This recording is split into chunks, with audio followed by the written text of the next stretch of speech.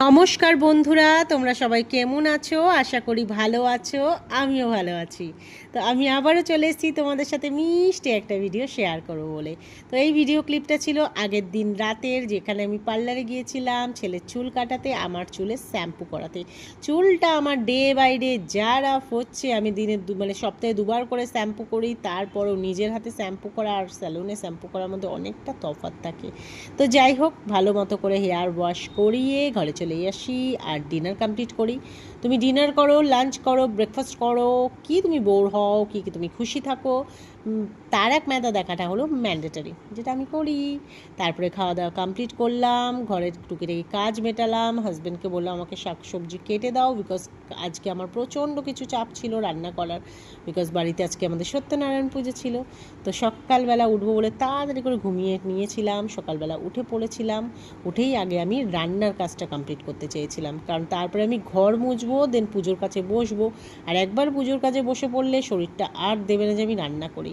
তাই তাড়াতাড়ি করে আমি রান্নাবান্না সব কমপ্লিট করেছিলাম। আমি পাঁচমিশালি সবজি আর পনিরের তরকারিটা রান্না করেছিলাম।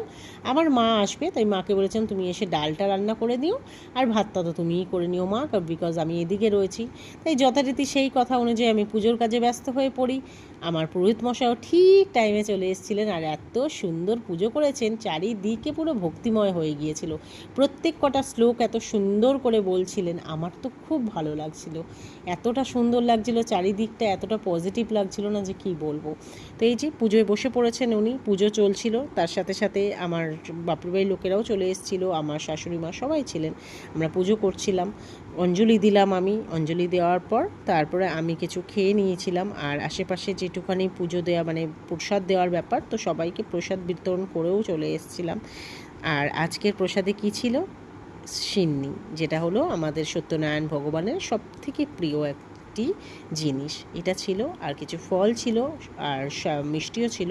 তো এই কটা কিছু করে লাঞ্চও করে নিয়েছিলাম, কারণ আজকে তো যেহেতু ওই সত্যনারায়ণ পুজো ছিল, তাই নিরামিষই সব কিছু রান্না হয়েছিল। পনির হয়েছিল, একটু বেগুনিও পরে আমার মা এসে একটুখানি ভেজেছিল, বেশ খেতে সুস্বাদু লাগছিল। সত্যি বলতে এই নিরামিষের দিন না, শুধু ঘি গরম মশলা দিয়েও যে কোনো রান্না যখন আমরা করি না, সে রান্নার আলাদাই মাহাত্ম্য আছে। আর কি বলেছিলাম, লাঞ্চ করো, ব্রেকফাস্ট করো, ডিনার করো, যাই করো না কেন, টিভিতে তারক মেহতা চলাটা ম্যান্ডেটরি।